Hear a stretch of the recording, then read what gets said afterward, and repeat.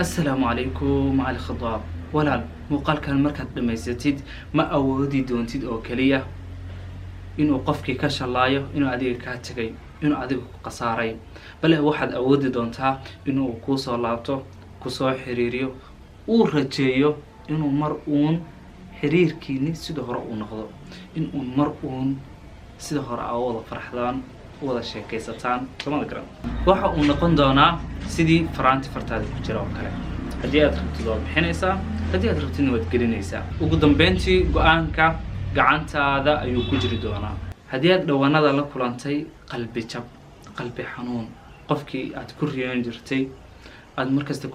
ku fakari jirtay idinkoo nolosha qaybsanaya idinkoo ubadkiina wada ciyaarsiinaya haddii uu kaa tegay qofkaas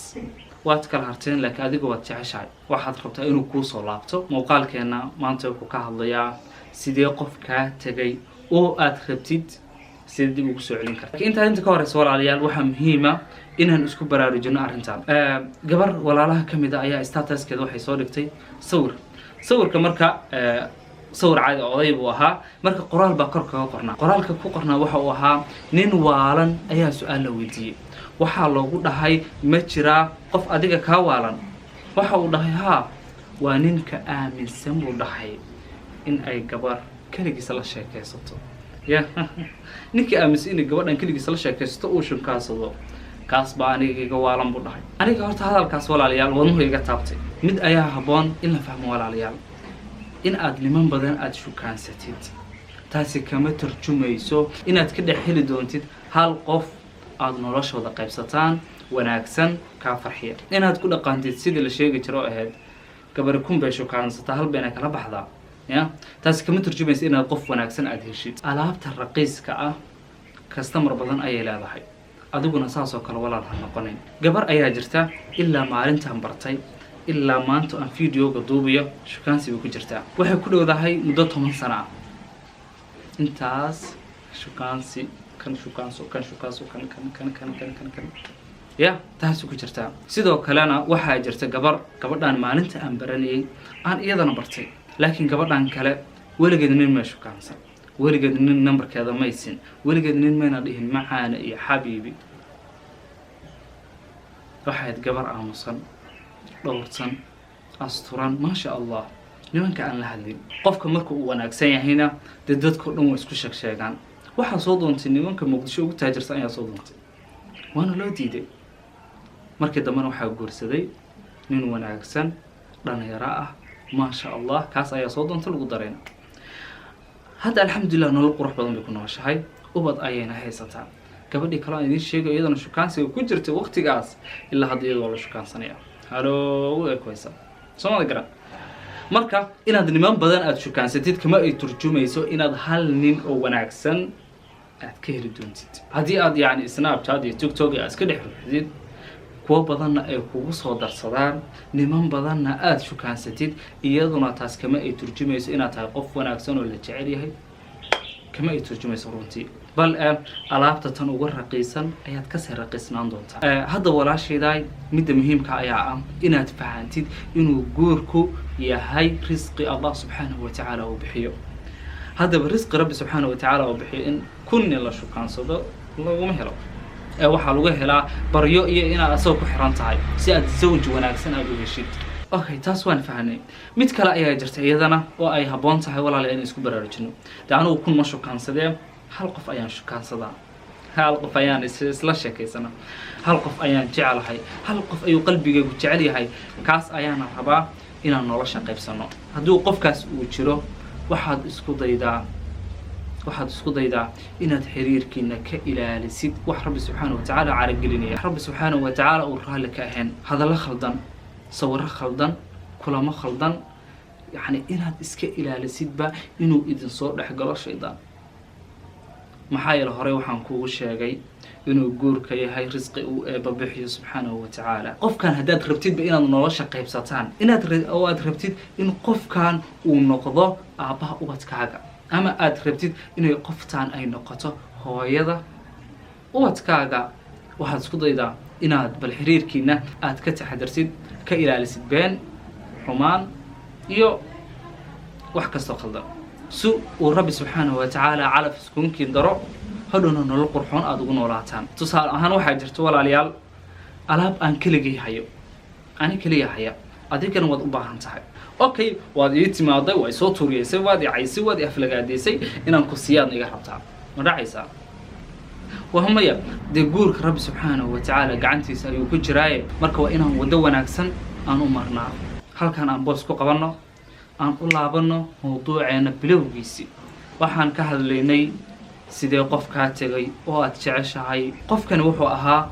mid markii aad habeenka aad seexanaysid qofku ugu dambeeyo aad ka fikirtaa ayuu ahaa markaad subaxii soo kacaysidna qofku ugu horeeya aad ka fikirtaa ayuu ahaa markastana waxaa kuu sawirnaa idinka ubadkeena wada ciyaarsiinaya markastana waxaa kuu sawirnaa idinkoo nolol farxad la wada qaybsanaya laakiin qiimahaagu uu garan waayay ama khalad ba idin soo dhexgalay waa una kaa tegay waa una ku cileeyay laakiin adigu waad jeceshahay waxaadna rabtaa inaad dib u soo celisid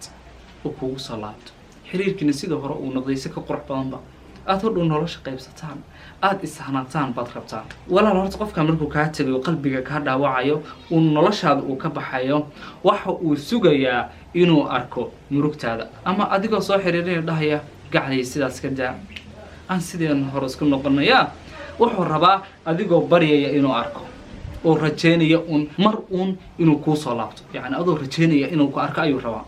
haddaba waxa ugu habboon inaad samaysid ayaa ah midaas cagsigeeda waa in qofkan marka uu kaa tago aad tustaa in ka tegitaanka uu kaa tagay ay ahayd wanaag uu kuu sameeyey waa inaad tustaa wixii ugu quruxda badnaa ee aad noloshaada aad hesho inuu ahaa inuu qofkan kaa tago oo noloshaada uu ka baxo waa inaad dadka tustaa in hebelka tegitaankiisi ay ku ahayd farxadda bilowgeeda kadib asaga waxa uu dareemi doonaa laa shay inuu waxba ahaanba wuxuu kaa sugay inaad murugootid oo dhahdo ku jeclahay ya markuu arko qofkii oo danahiisa raacday aan u soo jeedin aan burgoon farxad ba ka qaadayba yani tegitaankiisiba farxad ka dhaxlay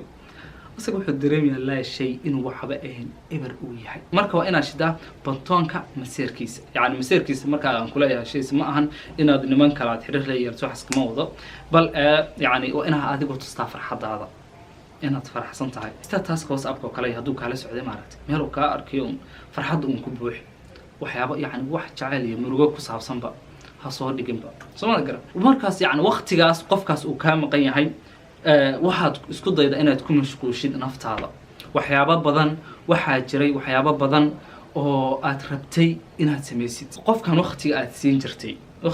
jirtay waxaa isku dayda inaad ku buuxsatid waxyaabihi aad jecleed inaad samaysid mar waxaad jecleed inaad quraanka xifdisid isku day inaad rabbi subxaanahu wa tacaala hadalkiisa aad ku mashquulshid aad quraanka xifdisid aad qofkan iyo afaariisa maarta banaanka iskaga turtid tusaale ahaan waxaad ahayd ardayad ayaad ahayd waa inaad waxbarashada ku mashquulshid xoog aad saartid neertin baad baranaysa inaad neertin ku mashquulshid qalliin baad baranaysa inaad qalliinkii maanta oo dhan wax qalliin ku saabsan la isku mashquulisidba yani inaad naftaada hormarisid waxaad jeceshahay inaad akhrisatid buugaagta horumarinta nafta inaad iyaga yani tanmiyatul bashariya inaad ku mashquulshid marka qofka arka adigoon u baahneen adigoo danahaaga raacday adigoo farxad ku jira adigu waxa la noqonaysaa qof kale yani qof meel sare jooga ya sida awal ku arka maana si ka duwan buu ku arkaya waxa uuna rajeynayaa inuu yani mar uu ku soo xiriiriyo noloshiini sida hore ay noqoto yani laga yaabo intaad farxadda jelaysid oo aad iska dhigayso qof faraxsan in mar yani naftaada ay kugu dhahdo ilaa gudahaad ka buganaysa adiga gudaha xanuun baad ka dareemaysaa banaanka dadka baad waxaad tusaysaa inaad faraxsan tahay laakiin qofkii yani qalbigaaga dhammaaba kaa tegay ya marka gudaha xanuun waad ka dareemaysaa waa run laakiin xanuunkaas adigu gudahaagu unbuu ka kooban yahay banaanka farxadda lagaaga arko okay naftaada wax laga yaabo inuu ku dhahdo maanta ma salaantaa salaan u dir